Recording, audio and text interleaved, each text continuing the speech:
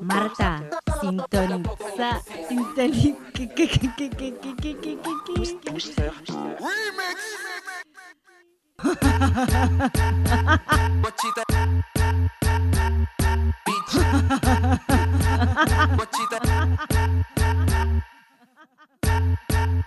Acá no hay gente normal. Son de Trope, FM 99.7. A trabajar, tenemos que pensar en el otro, tenemos que ver cómo podemos hacer cosas por el otro.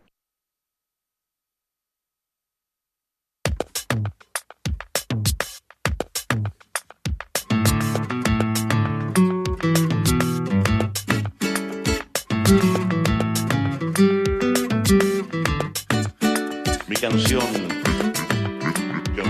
tiene una sola razón de ser. Son ustedes.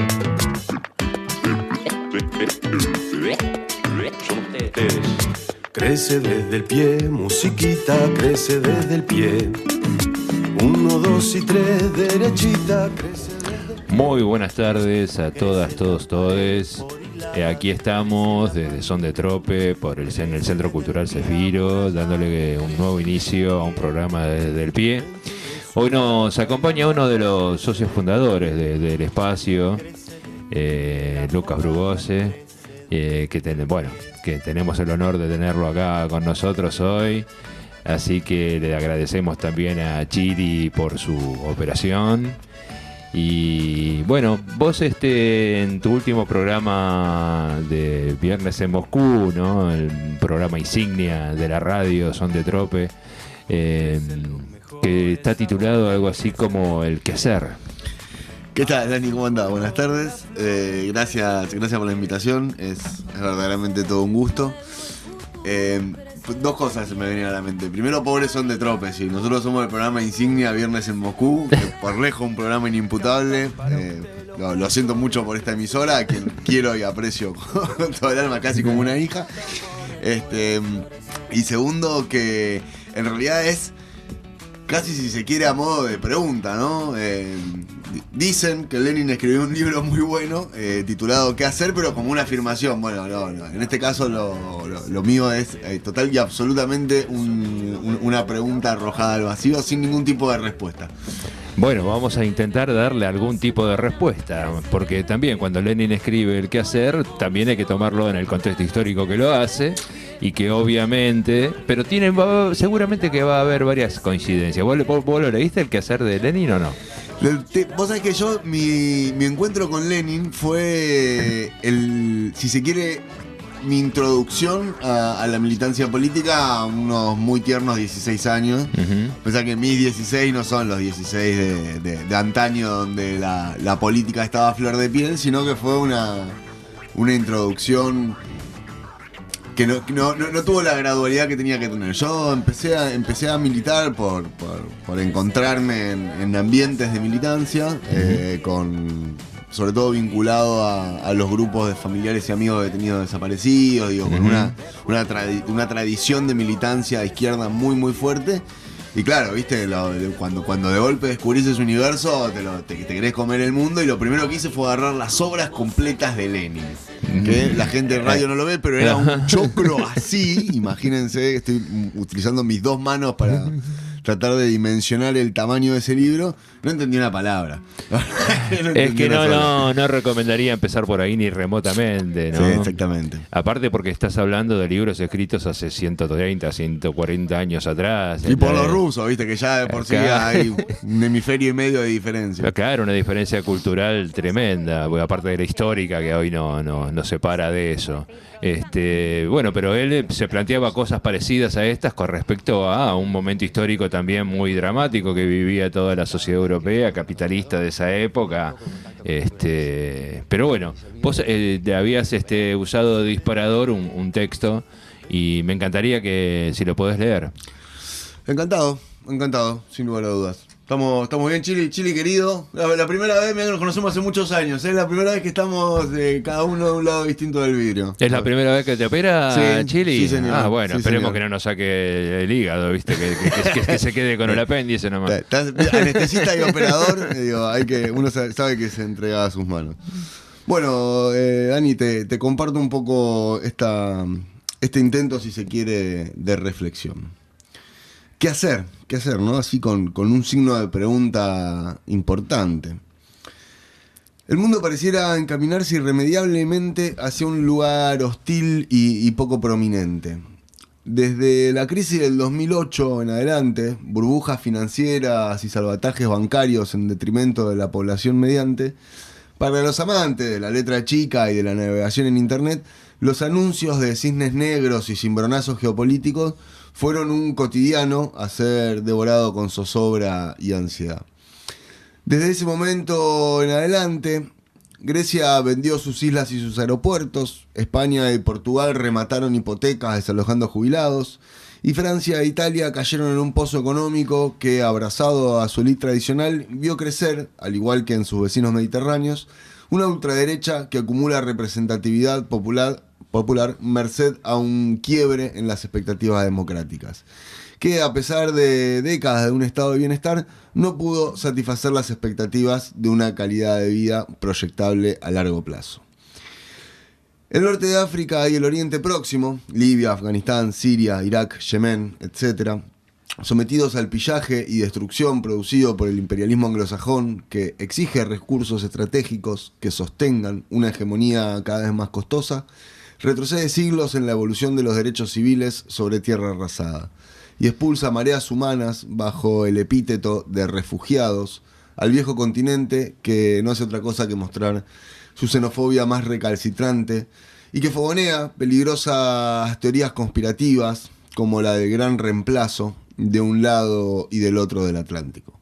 El resultado termina siendo el ascenso al poder de neofascistas y la radicalización de activos sociales que antes se desconocían.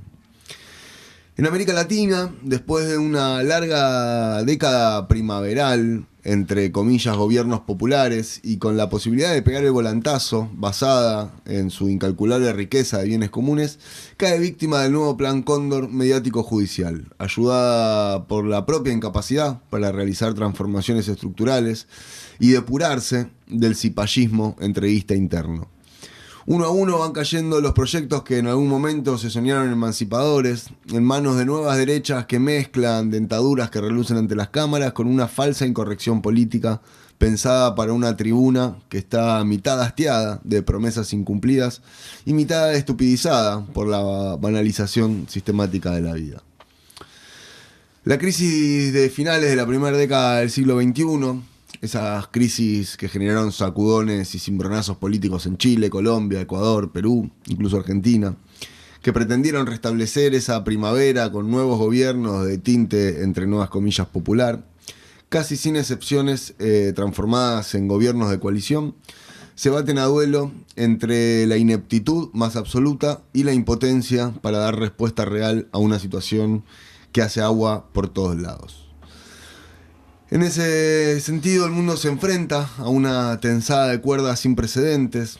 Todo lo que significó por sí misma y por sus secuelas la pandemia del COVID, recesión e inflación en simultáneo, ese peligroso escenario de estanflación, viruela del mono como una nueva variante, pareciera que el COVID se quedó corto, guerra en Ucrania, una crónica de un quilombo más que anunciado desde hace por lo menos 10 años, una crisis del llamado el déficit gemelo en Estados Unidos, cuya deuda en bono del tesoro está mayoritariamente en manos de Beijing, y a razón de lo cual, entre otras cuestiones seguramente, crece la tensión en una Taiwán fogoneada desde hace algunos años y cuyas amenazas se vuelven un peligro cada vez más real.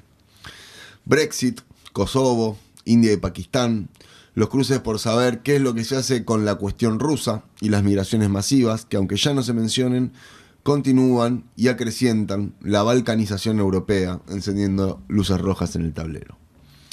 En el medio o encima, como se quiera, calentamiento global, sobreproducción capitalista, sobredisponibilidad de mano de obra, disputa intracapitalista entre el capitalismo de la producción, el capitalismo de la producción y la nueva meca, el capitalismo de la información y la big data. Si, como dice la canción, el mapa es un papel que se reparten los reyes mientras los hombres pelean, cabe preguntarse dónde van a pararse los reyes cuando el papel se desintegre. Dicen que alguna vez se preguntó Lenin qué hacer y escribió un libro muy interesante. Nosotros nos preguntamos qué hacer hoy acá y pocas teorías y casi ninguna respuesta atinamos a formular. Pero hay algo que es seguro: morir no es una opción. Y de serlo, habrá de ser con las botas puestas. En ese escenario la obligación es organizarse, y mientras se da la pelea por la humanidad, profundizar la pelea por el Estado, y en simultáneo, y por las dudas, dar la pelea por la construcción de esa patria chica, donde experimentar la realización de una vinculación humana que se diferencie del quilombo que nos trajo hasta acá, tomando lo mejor de cada manual y descartando lo que la historia nos demuestre que ha sido un fracaso. Generar territorios donde promover una dinámica donde lo que se prime sean las relaciones humanas que crean y gestionen colectivamente y con la solidaridad como consigna. No importan los metros cuadrados de ese terruño, importa la firmeza de sus decisiones y la tenacidad de sus integrantes. Como dijo otro, instruyámonos porque necesitaremos de toda nuestra inteligencia, conmovámonos porque necesitaremos de todo nuestro entusiasmo y organicémonos porque necesitaremos de toda nuestra fuerza si es que queremos dar la pelea por nuestro pedacito de tierra bajo el sol, y vamos a hacerlo. Bueno, que eran más preguntas que respuestas, eso está clarísimo. Bueno, sí, yo comparto totalmente las preguntas, pero creo que el mismo texto tiene las respuestas de alguna manera, porque creo que refleja muy bien un estado de cosas si hoy tomamos la foto de la actualidad, ¿no es cierto? Y en ese sentido nada es porque sí, siempre tiene un motivo, un algo, y planteaba también en los últimos programas esa capacidad que tenemos los humanos de razonar, que de alguna manera le hemos perdido y le hemos ido trocando por la de ser muy fácilmente educables, muy fácilmente admaestrables, que nos adaptamos a vivir en una realidad forzada que no es la que nuestros ojos deberían de transmitirnos, sino la que nos transmite la pantalla. Cambiamos la realidad de lo que vemos habitualmente cuando salimos de nuestra casa por la realidad que vemos reflejada en una pantalla, lo cual eso ya marca algo interesante. Cuando vos decís qué hacer, ¿no? Y se plantean varias cosas que me parecen que están sus respuestas en el mismo texto. Por un lado, hablas de la xenofobia, hablas de las migraciones, hablas de la sobreproducción, hablas de la sobra de mano de obra, cosas totalmente distintas a cuando Lenin, por ejemplo, escribió El quehacer, cuando creo que uno de los grandes errores de la Revolución Rusa fue que tomó al ser humano simplemente como un sujeto de producción. No lo pensaban como un sujeto espiritual, ni cultural, ni de otro lado. Una de las primeras medidas que toma la Revolución Rusa es la obligatoriedad del trabajo. Eso fue genial para las mujeres que vieron que venían luchando por un montón de derechos que te traigo a colación. En el año 1920 ya tenían todos los derechos las rusas, incluyendo el derecho al aborto, por motivos muy distintos a los que se plantean hoy acá, ¿no? Sí, no, la lógica del derecho al goce y al disfrute era algo que estaba ni siquiera dentro de la posibilidad de discutirse. Ni se pensaba eso, no existía, no era parte de su realidad ni remotamente. Así que por eso digo, las cosas siempre hay que tomarlas dentro de su contexto histórico y viéndolo de la manera más holística posible, porque si no nos perdemos, nos vemos una foto y nos perdemos la película. Por eso me parece muy... Fíjate, ¿no? Uno de los sueños de la humanidad era de que quienes produzcan los bienes y servicios fuesen máquinas y que los humanos nos pudiésemos dedicar a otra cosa, ¿no? Y el resultado de lo que ha sido la introducción de las máquinas en el sistema de producción es pauperizar aún más la condición del humano como trabajador. O sea, lo que antes era un sueño del futuro, hoy se transforma en un infierno real, ¿no? Porque queda el 50% de la gente capacitada para poder para trabajar por su edad, por sus posibilidades físicas, queda fuera del sistema. y que es el mismo sistema el que implanta esas condiciones. Sí, y a veces uno la pregunta del qué hacer se la hace porque se entiende abrumado por la dimensión del problema. Porque uno, a fin de cuentas, quizás cayendo en una reducción muy simplista, podría sintetizar que el problema es el capitalismo. Que el problema es un sistema de producción que enajena en lo más absoluto a cuanto ser humano pueda y que considera a una enorme parte de la ciudadanía, a una enorme parte de la humanidad como algo descartable, claro, como algo desechable. Y al mismo tiempo, cuando uno se plantea que el problema es el capitalismo, decís, hostia, claro, el enemigo es tan grande y el poder de desgajar cómo resolver ese problema es algo tan conflictivo que realmente es abrumador. Y plantea una seria dificultad, porque es casi la certeza de dar una pelea cuya victoria no podés contemplar en el horizonte. Yo no creo que el enemigo sea tan grande en términos numéricos. Yo creo que todo lo contrario, es muy chiquito en términos numéricos. Los ricos son muy poquitos y el resto somos un montón. Y sí, los que nos imponen este modelo social, este modelo productivo, distributivo, de consumo, son muy poquitos. Pues yo creo que no llega ni a 1000, son muchos menos. Y nosotros somos 7.500 millones, así que supuestamente deberíamos de tener un futuro de éxito.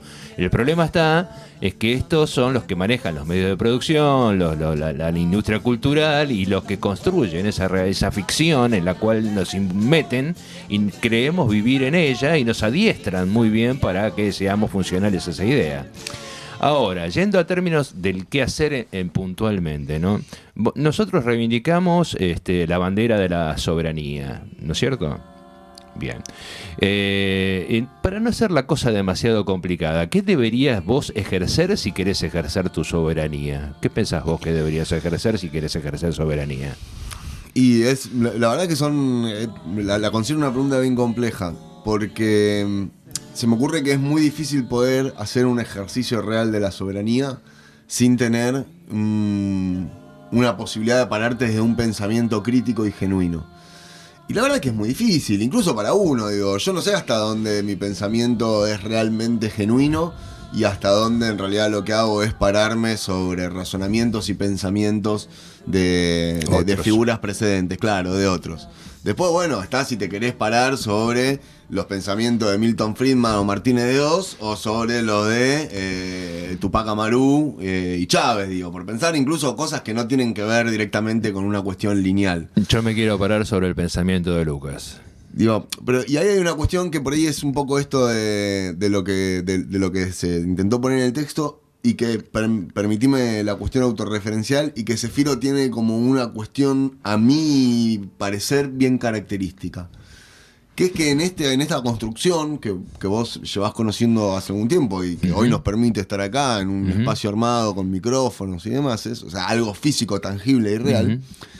Digo, acá hay peronistas, trotskistas, anarquistas. Levanta las manos el Chili, digo. Se hace cargo. Claro, no sabe, no contesta. Digo, hay como una amalgama de cuestiones donde hay gente con participación orgánica, donde hay gente con formación doctrinaria, donde hay gente que vino por otra cosa absolutamente distinta y que ni siquiera podía concebirla en relacionarla como la política. Otros que creemos que la política es lo que respiramos desde que nos levantamos hasta que nos acostamos. Y ahí hay algo que me resulta interesante de poder quedarse con lo mejor de cada manual, con lo mejor de cada doctrina, con lo mejor de cada construcción histórica, con lo mejor de cada experiencia ideológica y poder desechar lo demás. Digo, y creo que eso es si se quiere, un principio de posibilidad de ejercicio de la soberanía. Porque a fin de cuentas, al principio de todo, la primera soberanía es para con uno mismo. Es que como uno concibe el mundo que lo rodea y por ende cómo pretende actuar en función de eso.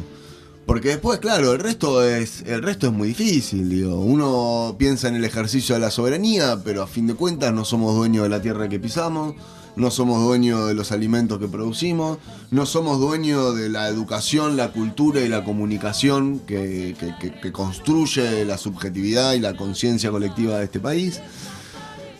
No somos dueños de nuestra costa marítima, ¿no? Digo, pensar en un país como la Argentina, 5.500 kilómetros de costa marítima, digo, y no somos dueños de medio puerto. Entonces, el ejercicio de soberanía en esos términos es muy complicado. Y estamos hablando de Argentina. ¿Qué les queda a los somalíes?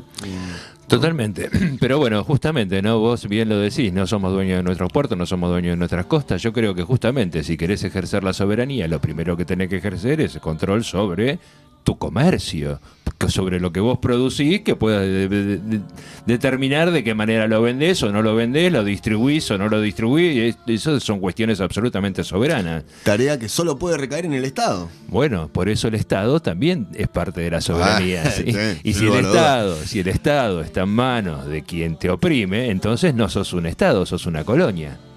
Y ahí es donde entramos en un problema bien complejo, porque dentro del marco en el que vivimos, que es el marco de la democracia burguesa, que claramente no es algo que uno pueda acompañar a pie juntillas, pero que en algún punto también se pregunta, ¿hemos sabido construir alguna alternativa mejor?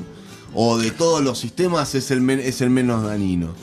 ¿Qué podemos generar nosotros para construir una alternativa real, popular, concreta, sin transformarnos en una dictadura de las minorías que nos creemos ilustradas y una vanguardia iluminada a decirle al resto del pueblo cómo tiene que ejercerlo? ¿Es posible esperar hasta un desarrollo democrático popular real o es necesario tomar, por eso yo digo que yo la verdad que respuesta tengo muy poca, a duras penas, no sé ni cuánto vale un atado de pucho, a duras penas tengo una respuesta. Preguntas tengo un montón. Pero nos encontramos donde el ejercicio democrático, producto de los medios de comunicación que tenemos, hace que el 40% de la población vote a un tipo como Mauricio Macri. Porque y está alienada. Claro, y que lo sostenga, Hay una dinámica de generar que las propias poblaciones nos pongamos la soga en el cuello, que es pasmosa. Y eso, viste, es complicado, porque son nuestros pares, es mi abuela, mi vecina. Y ahí tenemos un desafío bien importante por delante. Bueno, pero nosotros desde este mismo espacio le venimos dando batalla y existen cientos, por no decir miles de espacios parecidos que son así chiquititos. Quizás estemos demasiado inconexos, atomizados y no organizados, porque si no se podría dar una respuesta un poquito más masiva, ¿no? Porque más allá de que juntemos de a 100, de a 150 los escuchas que pueda tener cada uno de estos espacios, y si juntamos a todos, porque estamos hablando fuera de joda, son miles de espacios chiquititos que hay así, universidades, centros comunales, cooperativas, bueno, hay montones realmente distribuidos por todo el país, muchos originarios que también tienen sus propios medios de comunicación, o sea, hay muchísimos. El problema está que estamos absolutamente descoordinados. Pero volviendo a la cuestión del texto y de qué hacemos, ¿no? Y yo te planteaba de que si queremos construir una sociedad mejor, que no... ¿Por qué crees vos que este fenómeno que ocurre en todo el planeta, que es la derechización, por no decir la nazificación de la sociedad, viene sucediendo? ¿Por qué crees que pasa eso? Hay un autor bien interesante, se llama Norberto Bobbio, escribió un texto a finales de los 80, mediados de los 90, ahora no recuerdo bien. El quiebre de las democracias se llama. Y él un poco lo que plantea, y bueno, uno de sus objetos de estudio fue Italia, que muy poquito tiempo después asume Berlusconi, hay una serie de cuestiones ahí que son bien interesantes. Él un poco lo que plantea es la democracia como una quimera que venía a subsanar las desigualdades sociales y a posibilitar una proyección de vida, de goce, de disfrute, de ocio, de libertad. En realidad fracasó. Fracasó porque no es compatible el sistema capitalista con la proyección de democracia. Porque para que funcione el capitalismo tiene que necesariamente estar acostado sobre la explotación masiva de una enorme parte de la población. Entonces, ese ejercicio de sostenimiento democrático europeo se hace a costa de la expoliación y la explotación de los vecinos de otro lado del continente, digo, sea el África, sea el sudeste asiático, sea América Latina. Una de las consecuencias de esa explotación y de esa expoliación son las migraciones masivas. Y como el capitalismo, por sobre todas las cosas, prima la ganancia, no solamente va y destruye tu país, sino que cuando vos migrás refugiado, porque las condiciones en tu país ya no te aseguran una reproducción de tu vida, y llegás a Europa, el capitalismo rápidamente te absorbe como mano de obra hiperbarata, hiperexplotada, hiperpauperizada, en detrimento de la mano de obra local de ese país, de ese país originalmente. Entonces es un círculo vicioso donde a fin de cuentas la democracia no termina de resolver el problema real. Y con esto cierro. Cuando estalla la burbuja en el 2008, a los jubilados en España, si se quiere, uno piensa en España y piensa automáticamente en el 2001, la gente viajando, yéndose a buscar el futuro, a hacer la gran Europa. En España echaban a los jubilados a la calle y los jubilados se morían en la calle o se suicidaban adentro de las casas. Y en ese esquema salvaron a los bancos, igual que lo hicieron los griegos. Digo, las experiencias, igual que lo hizo gran parte de Europa. Bueno, también lo hizo Estados Unidos, ¿eh? El primero en la lista. Bueno, y hay también algo interesante, porque de Estados Unidos uno tendría la impresión de que es poco lo que se habla de la crisis norteamericana. Y los Estados Unidos están en un serio problema. Están en un serio problema de indigencia, están en un serio problema de explotación de las clases más pobres con consumo de drogas. Lo que acá es el Paco, allá tiene 1.000 millones de variantes, hay poblaciones enteras, hay un proceso, no me voy a acordar del autor ahora ni por casualidad, el título es Los Condenados de la Ciudad, es una réplica del libro de Fanon que habla de los condenados de la tierra, y que elabora un concepto que es el de desertificación institucional. Lo que sucede cuando el capitalismo se retrotrae de determinados territorios porque ya le dejan de servir, con esta dinámica de poblaciones desechables. Y lo que sucede es un proceso de gueto donde la dinámica de la violencia está a niveles que nosotros no podemos ni imaginar. O bueno, es un poco lo que sucede en México, en Medellín. Digo, niveles de violencia que son pasmosos, que son verdaderamente muy tristes. Bueno, los Estados Unidos atraviesan un serio problema. Atraviesan un serio problema de representatividad política, atraviesan un serio problema de detrimento de sus instituciones. Y ahí hay una cuestión bien jodida, porque cada vez que hay un imperio en decadencia, algo grave sucede. Digo, con los romanos fueron 1500 años de oscurantismo en la Edad Media. Con los ingleses fue la primera y la segunda guerra mundial. Bueno, hoy con los Estados Unidos tenemos un escenario donde uno parece no hablar de guerras mundiales, pero en los últimos 20 años... ha habido un serio problema de conflicto bélico. Yo creo que estamos en una guerra mundial que ahora es bien económica, pero que en cualquier momento se va a prender fuego y va a pasar de económica a los tiros reales. Con lo que está sucediendo en Taiwán, en Ucrania, en Kosovo. Bueno, hay montones de alertas por ahí, por todos lados. Pareciera haber gente intentándolo.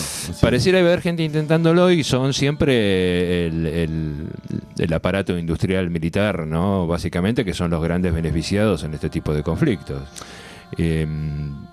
Lo que vos decías en cuanto al descarte de seres humanos, ¿no? Que tiene que ver con... Y la falta de democracia, los 40 millones de indigentes de Estados Unidos, son 40 millones, ¿no? 40 millones, son digo, toda la población de Argentina, casi toda la población de Argentina. Exactamente, ¿no? Es terrible, pero yo creo que justamente el pueblo norteamericano es uno de los mayores alienados justamente por los medios de comunicación, por la industria cultural que les venden y les hacen creer una ficción que realmente, bueno, pobre gente, está viviendo en una ficción absoluta. Y creen que encima son los buenos de la película. En cuanto a la democracia estadounidense, que era después todas nuestras repúblicas de la Vía Yala lo han copiado, de hecho, es una de las cartas orgánicas más restrictivas, la Constitución de Estados Unidos, donde en principio votaban nada más que los propietarios, que era muy parecido a lo que hacían los griegos, claro. ¿No? Que el gran problema de la democracia es que justamente el poder llegue al pueblo, todo lo contrario de lo que su palabra significa o debería de significar. La democracia, lo que se han dedicado a hacer los poderosos es a restringirla cuanto más sea posible. Así que hablar de la democracia como algo fallido Y sí, por supuesto, porque nunca fue una democracia plena, porque nos basamos en democracia representativa. Hoy, con la tecnología que existe, no necesitamos que nos represente absolutamente nadie. Yo me represento solo, vos te podés representar solo y podés opinar sobre lo que se te ocurra, siempre que te sientas capacitado o tenés alguna cosita para poner, podrías opinar sin ningún tipo de problema, y hacer una plataforma para eso no es muy complicado hoy en día. Sin embargo, eso no sucede porque a esos poquitos que sustentan el poder y que les interesa esta democracia restringida y limitada, no lo van a permitir, pero somos nosotros los que lo aceptamos. Sí, como siempre es las dos frases, ¿no? No es el chancho es el que le da de comer, y después la otra hay que pegarle al chancho para que aparezca el dueño. Claro. Claro. Si se quiere las dos más claras. No, es un escenario bien complejo. Porque sí, vos lo decías recién y es muy cierto, uno habla de democracia como algo, si se quiere, dado, en la que todos estamos de acuerdo qué es lo que significa una democracia. Y en realidad, si te pones a pensar puntualmente en cuáles son las características del sistema democrático que nosotros conocemos, dista mucho, si se quiere, de el origen etimológico de la idea de democracia, ¿no? Exactamente. Y ahí también hay una cuestión, pero insisto, con la posibilidad limitada de una democracia representativa, con proceso de sufragio electoral cada 2 años, intermedio, 4 general, cuando uno mira los resultados electorales, dice, che, acá hay algo que no está funcionando. Porque nadie se pega un tiro en el pie gratuitamente. Nadie se pega un tiro en el pie consciente, concienzuda y gustosamente.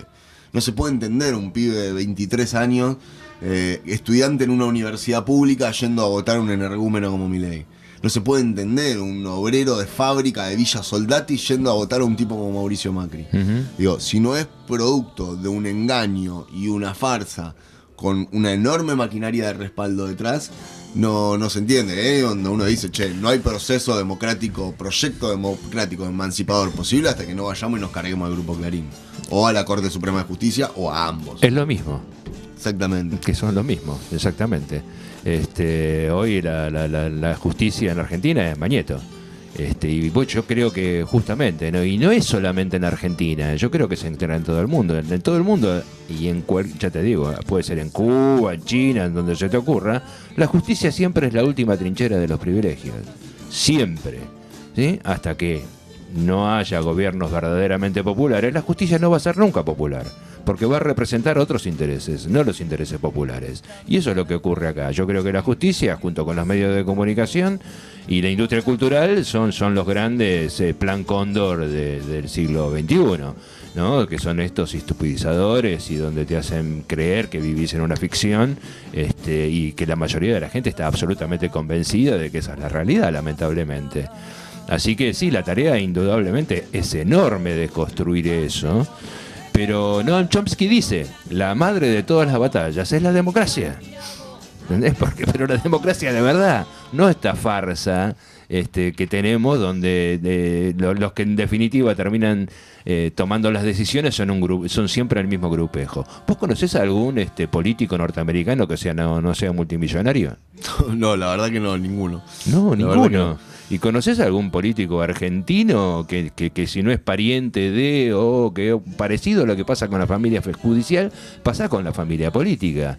Si vos si no tenés guita, difícilmente llegas a tener un cargo, ya sea legislativo, ejecutivo o lo que fuese. Y digamos que las clases populares, que somos la gran mayoría, estamos muy mal representados. Hoy los políticos profesionales en realidad son lobistas de corporaciones. Y no hay lobistas del Estado. Tenemos muy pocos lobistas del Estado, que supuestamente en el Estado estamos todos. Claro. Sí, hay algo ahí interesante de una transición que técnicamente habrían de haber realizado los partidos políticos, en la cual dejan de ser partidos políticos de representatividad ideológica para transformarse en partidos políticos de maquinarias profesionales electorales, ¿no? Así, bueno, che, la dinámica, acá el negocio es ganar elecciones, y en el ganar elecciones repartirnos los cargos.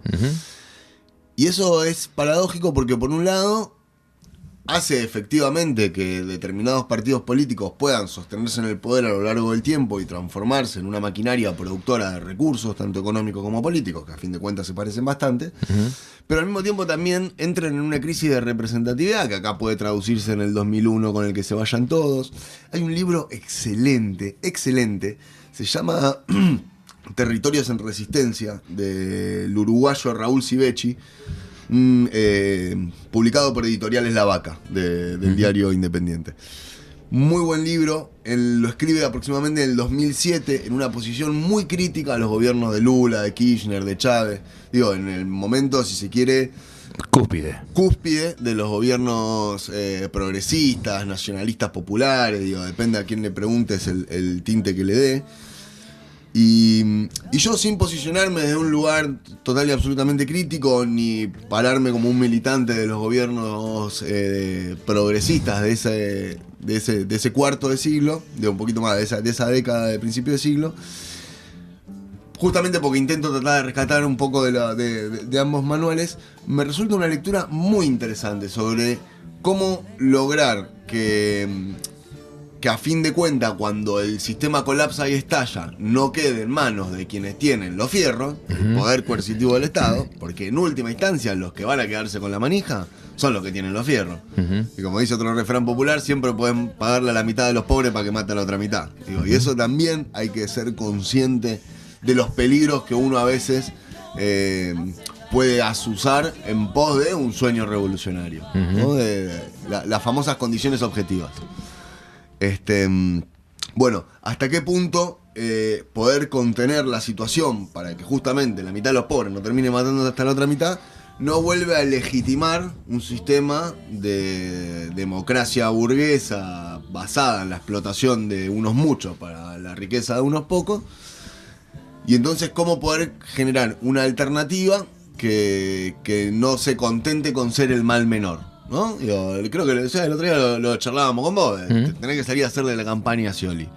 Yo la verdad que si me das a elegir prefiero cortarme los 4 dedos antes de hacerle la campaña a Scioli. Ahora, si me das a elegir entre que sea Scioli o Macri, y le voy a salir a hacer la campaña a Scioli. Lo cual, bueno, también es una situación compleja, el poder salirse de ciertos purismos sobre los que nos hemos formado, sobre todo lo que nos formamos en la izquierda más roja, si se quiere. Porque después está la realidad. Está la vecina que necesita que el hospital público esté abierto y que funcione, y que necesita que el kilo de milanesa no se le vaya a la mierda. Y para eso tiene que haber ordenamiento político y económico.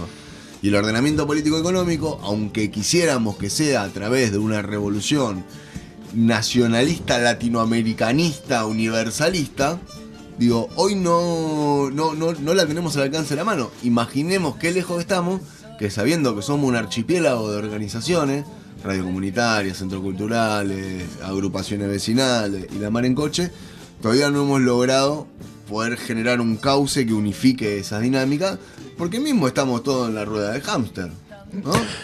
De alguna manera sí, pero si tomamos conciencia de eso, ¿no? Por ahí es cuestión de ponerlo en la agenda y decir, bueno, mira, voy a ir a visitar a la cooperativa tal, voy a ir a visitar al centro cultural de aquel, y voy a ir con esta propuesta. De hecho, en Avellaneda estamos haciendo algo de eso, ¿no? Juntando a la CTA, diferentes cooperativas, que yo, y bueno, sentarnos, porque creo que lo que fundamentalmente falta es debate y donde se respete al otro, donde puedan entrar todos, donde puedan entrar peronistas, comunistas, socialistas, humanistas. Seguramente no van a entrar macristas ni nada, ni de ese palo, ¿no? Otro, claro, exactamente. No están para sentarse a discutir. Pero bueno, que sentémonos a discutir con todas esas diferentes variantes que podemos tener en cuanto a nuestras miradas sobre la actualidad o sobre lo que se pretende. Y de ahí empezar a elaborar algún tipo de documento que se pueda después promocionar o difundir, más que promocionar, difundirlo para que pueda ser debatido en otros espacios a través de toda esta tremenda red de medios de comunicación alternativos. Que hoy por hoy creo que cada vez más son los que se van dando cuenta de que si no escuchás algo alternativo, con lo que puedas coincidir o no, pero seguramente le van a adjudicar muchas más posibilidades de veracidad en lo que se dice en un medio alternativo a que lo que se pase por cualquier medio corporativo. Sí, y hay un ejercicio hacia adentro, digo, los mismos, yo por lo menos lo planteo así, mis propios compañeros y compañeras no escuchan medios alternativos. Yo me puedo cuestionar qué tantos medios alternativos escucho, digo, como para ser también consciente de hasta qué punto estamos ¿no? Metidos en este embrollo. Vos sabés que Cefiro siempre tuvo una discusión hacia adentro en la que nos planteamos de qué manera lograr generar esa articulación en redes para no caer dentro de una dinámica de sectarismo. Y muchas veces, o por lo menos en nuestro caso, es producto mismo de una dinámica que es como el perro que se muerde la cola. Decir, che, si yo tengo que laburar 14 horas por día para la organización, para esta organización, para esta estructura, ¿dónde encuentro los huecos? Bueno, a medida también que las estructuras maduran, que los colectivos humanos y organizacionales maduran, y pueden empezarse a delegar determinadas tareas y responsabilidades en otros sujetos y sujetas de la organización, empieza a haber posibilidades. Pero es un camino arduo, ¿eh? Nosotros nos integramos a varias redes y un poco, digo, Movimiento de Cultura Viva Comunitaria Nacional, el espacio, la Mesa de Trabajo de Espacios Culturales del Oeste, la Red de Artes Escénicas de San Martín, el Foro Argentino de Radios Comunitarias, alguno que seguramente me estoy olvidando. Y así todo, siempre tenés esa sensación de que estás haciendo agua y que no llegás a cubrir esa articulación real. Porque claro, vos ves el potencial de esta organización, ves el potencial de la organización de más allá, ves el potencial de las compas del otro rincón, y decís, hostia, si nos juntamos podemos hacer un despelote. Pero ese juntarse tiene limitaciones, digo, ficticias, que son producto de los egos, del propio sectarismo dinámico de una organización política, porque una agrupación de vecinos de una organización política, después que sea partidario o no es otra canción. Y después, y otras son limitaciones reales de tiempo, de posibilidad de hacer, los temores de no descuidar. No la de llevar agua para tu molino, de no descuidar tu molino, porque sabés que a fin de cuentas ese es el que garantiza el sustento, el respaldo, el abrazo a los compañeros y a las compañeras. Pero un poco volviendo a eso del qué hacer, hay algo, porque yo ese día que escribí eso estaba en un muy mal día. y hay algo ahí donde yo realmente creo que es posible. Yo realmente creo que es posible replicar otras dinámicas. Y que mientras damos la pelea por el control del Estado, que a fin de cuentas entendemos de momento que es el único que puede garantizar el control de los puertos, el precio del pan y una larga lista, etcétera, sí poder replicar esa patria chica, digo. Esa patria chica hoy constituye Cefiro, por ejemplo. Digo, un pedazo de 1.200 metros cuadrados, serán, ponele, de una punta a la otra. Un pedazo de media manzana donde poder replicar, intentar replicar, porque también los vicios y las mañas con las que llegamos son bien complejas, y los que ocupamos lugar de responsabilidad y de poder sabemos que la diferencia entre el liderazgo y el autoritarismo es una línea muy, muy delgada. Así es. Cuyas delimitaciones no siempre tenemos claras. Yo creo que esa es una de las cuestiones, poder generar espacios de resistencia, porque si no es una crítica que no termina de construir. Es como decir, che, yo quiero bajar a piedrazos este sistema, pero necesito tener algo atrás cuando lo baje, si no, abajo de qué techo nos cobijamos los que quedemos en el camino. Y sí, bueno, emprender cualquier camino nuevo, sobre todo cuando no hay nada construido y no tenés un... ¿Cómo era que cuando iban a algún territorio nuevo contrataban un adelantado? Algo así, que era el que le decía más o menos cuál era el territorio, por dónde tenés que ir, el vaquiano, ¿no? El vaquiano. No, acá no hay vaquianos, estamos construyendo un camino que nadie lo hizo antes. Y así es la vida de alguna manera. Lo que debemos inexorablemente dejar de hacer es seguir por el camino que nos marcan los otros, los que sí tienen sus vaquianos, porque son ellos mismos los vaquianos. ¿Entendés? Y nos van arrebañando por ese sendero, que en definitiva nos conduce a un precipicio. Pero bueno, poder darnos cuenta de eso y es básico. Y buscar, digo, porque si bien comparto en gran medida que la mayoría de los manuales se quemaron, digo, y que los vaquianos que podríamos tener de este lado encuentran limitaciones muy complejas, porque el escenario al que arribamos, hablando del contexto histórico, es bien complejo. Digo, hoy pretender reproducir una dinámica productivista del peronismo del 45 no es posible, porque nos la ponemos de sombrero. Así todo, no puede desconocerse que pasamos de fabricar barcos, trenes y aviones a importar tornillos. Entonces digo, en el medio, algo hicimos cagada. Ahora bien, Rodolfo Walsh decía que el poder y el sistema se ocupan permanentemente de que los sectores populares no tengamos historia, ¿no? De que siempre sea un empezar de nuevo, que no tengamos mártires, que no tengamos historia, que no tengamos puntos y anclaje de referencia desde los cuales pararnos para que cada experiencia colectiva enriquezca a la que sigue después. Y ahí hay un poco eso, decir, che, hay experiencias sobre las cuales pararnos. Yo me acuerdo como detalle casi, si se quiere, de color o no tanto, cuando el macrismo quería eliminar historia del 5º año de la secundaria, decir, che, hay cuestiones que están ahí, hay cuestiones que están en lo que nos ha pasado, en el por qué nos ha pasado y sobre todo quiénes fueron los turros encargados de que pase. Digo, y esa es un camino quizás por el cual andar. Y sobre todo dar la pelea por no lograr porque no logren esa demonización de la política que pretenden hacer siempre. Porque eso es pura y exclusivamente para que los que puedan hacer política sean lindos, blancos, de ojos claros y dientes resplandecientes, y no un negro feo de la matanza que decide ir por la Federación de Tierra y Vivienda. Sí, así es como el poder pretende que sigamos para adelante, ¿no? Sin pensar demasiado y bueno, seguir siguiendo la corriente. Y un poco acá lo que estamos planteando es todo lo contrario, ¿no? Pará un poco porque esta corriente nos está llevando a la catarata que nos vamos toda la mierda. Así que, sí, no es nada fácil. Digo, o sea, el 80% de la población de Argentina vive en el 6% del territorio, es una locura. La Argentina es un país gigante, hermoso, lleno de posibilidades y de recursos. Estamos todos apretados en una ratonera porque nos necesitan como ratón en la reproducción de la fuerza de trabajo. Digo. Sí. Hay posibilidades de hacer.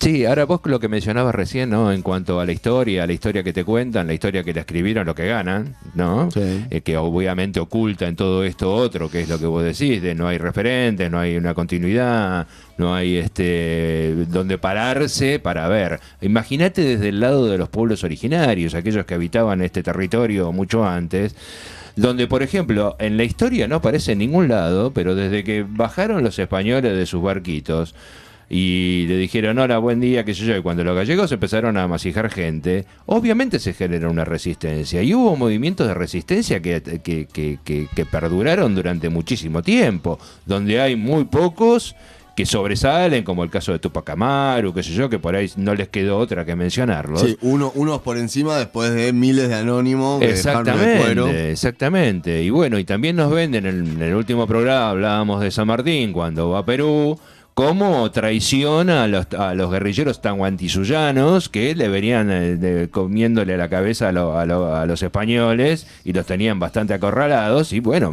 San Martín los traiciona asquerosamente.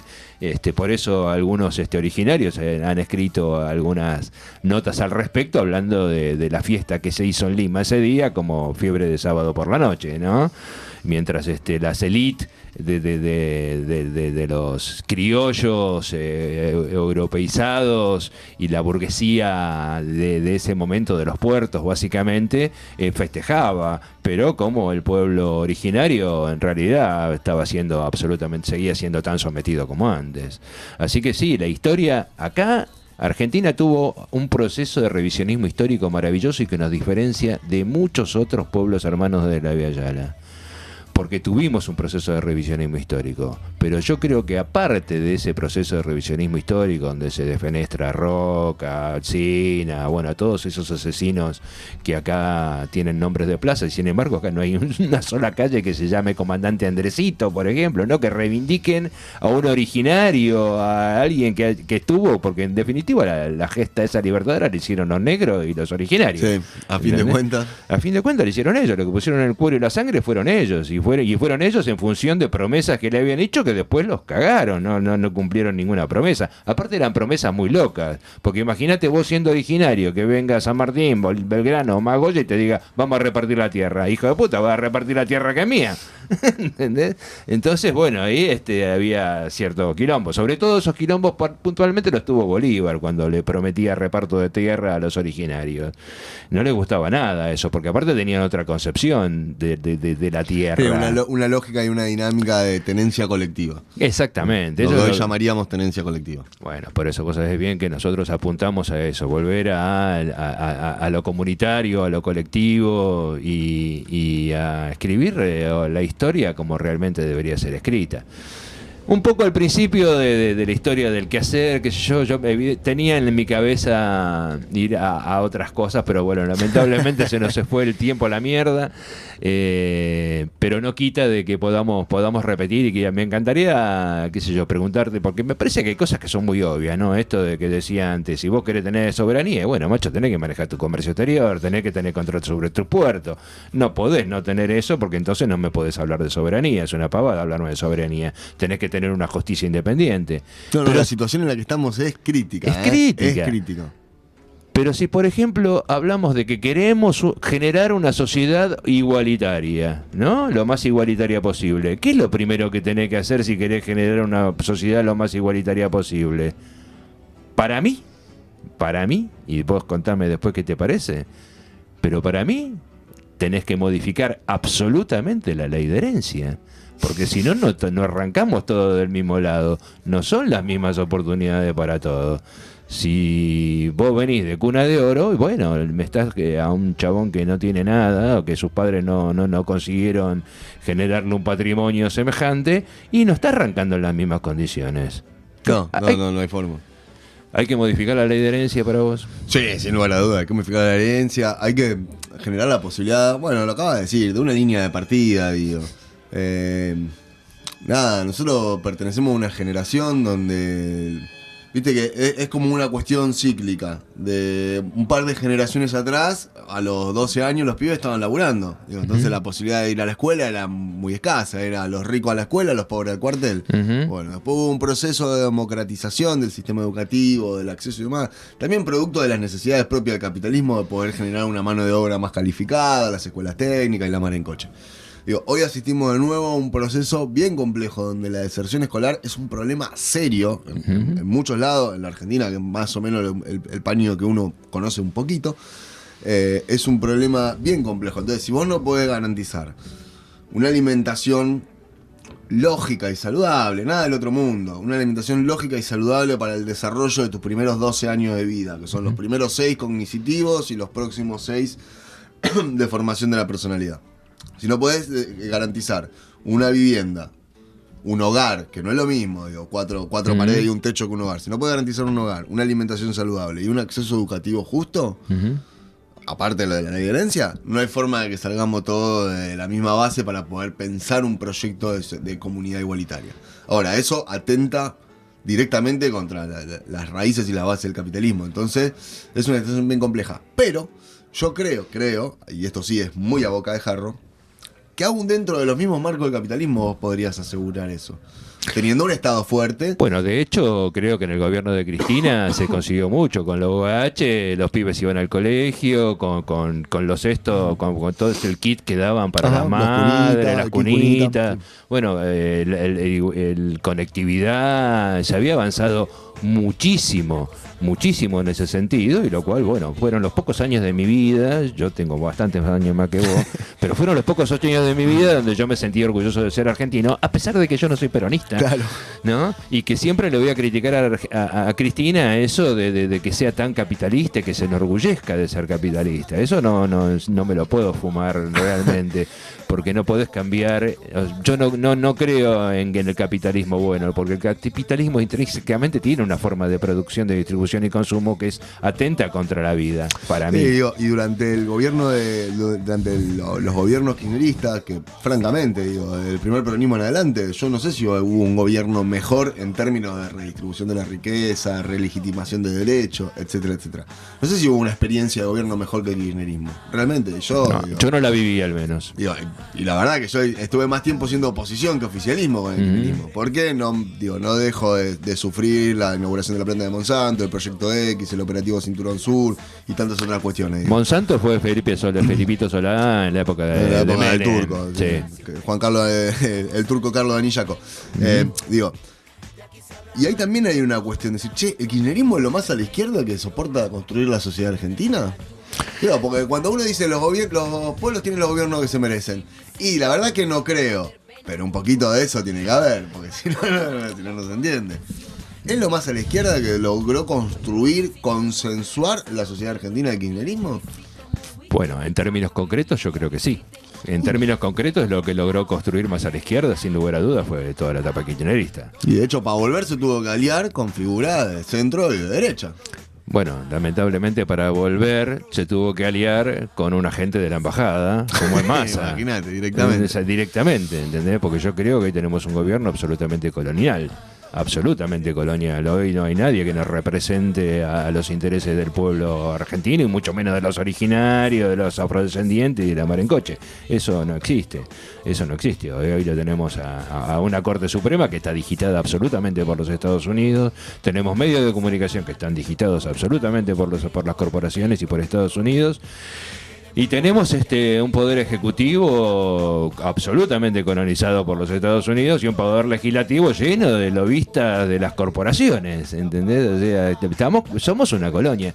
Si no tomamos conciencia de eso, yo creo que lo que nos está faltando para poder dar algún pequeño saltito hacia adelante es enamorar con alguna esperanza, porque eso es lo que tenía la generación de los 70, de los 60. Querían construir un mundo mejor, otra cosa, tenían una luz en el camino, ¿no? Había una luz. Un clima de época. Era un clima de época. Hoy eso no existe, hoy la gente está desesperanzada. Y eso genera nazismo. Exactamente. Y xenofobia, ¿entendés? La desesperanza genera eso. Exactamente, porque hay una película excelente que se llama La Doctrina del Shock, en realidad es un libro, pero también está en película, para quien lo quiera buscar, está disponible en YouTube. Y hay una dinámica ahí de haber tensado tanto la cuerda y generar tanto horror, desánimo y desazón que que los virajes a la extrema derecha son virajes del voto popular.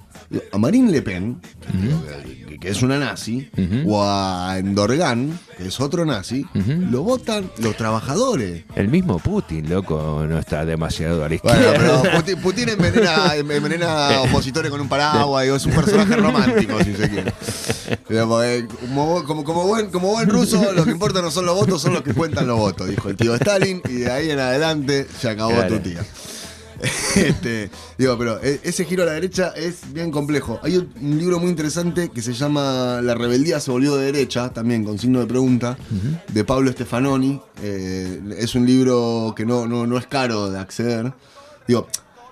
En algún punto los libros eran caros. Hoy los precios están en cualquier cosa. Que un libro de 1.000 pesos, no es un libro caro. La realidad es que no. Ahora, te corto un segundo. En la biblioteca que están armando acá, ¿hay alguno de estos títulos? No, de estos títulos no, me los llevé todos. Los tengo todos yo. Pero bueno, si se asocian a la Mutual Cefiro, podemos negociar y le puedo prestar. Bueno, dale, me parece pero no genial. tendría que lograr que me lo devuelvan. Ya puse a girar algún. De hecho, todos los que mencioné hoy están repartidos en distintas bibliotecas, sí.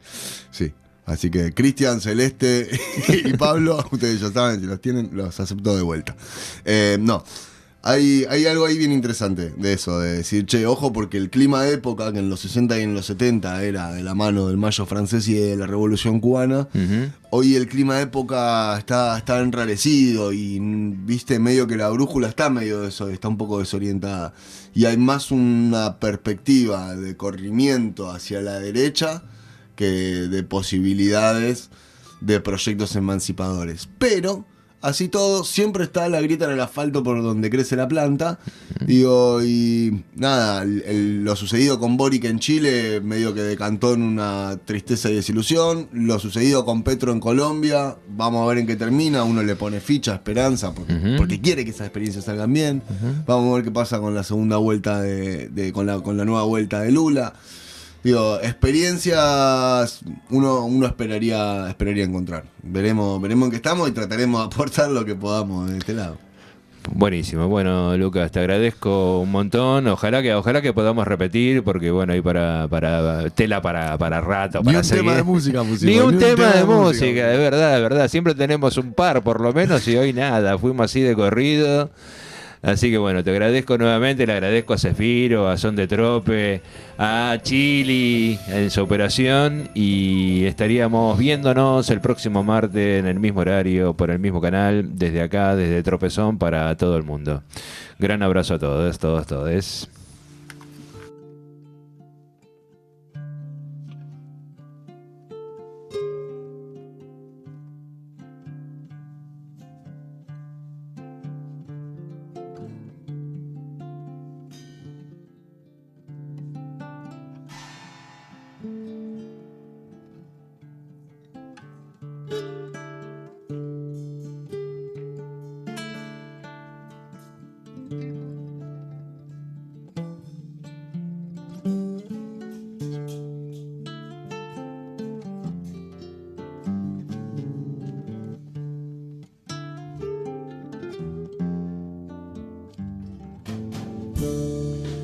Calle abandonada, la gente callada, mirando televisión.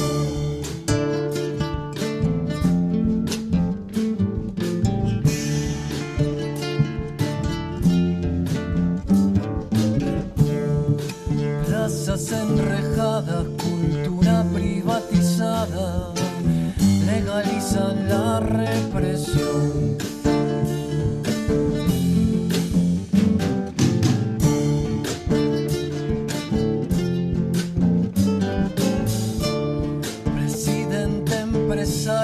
Con modelo agrario de esclavitud y explotación. Cacerolas de teflón hacen la revolución y una piba desapareció.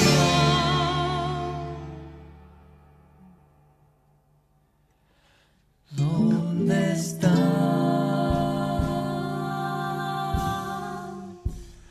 ¿Dónde está?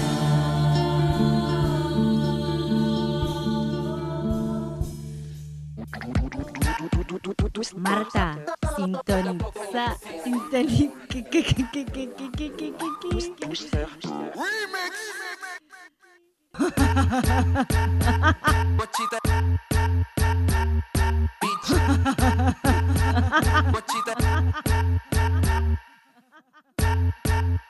Acá no hay gente normal. Son de Trope, FM 99.7.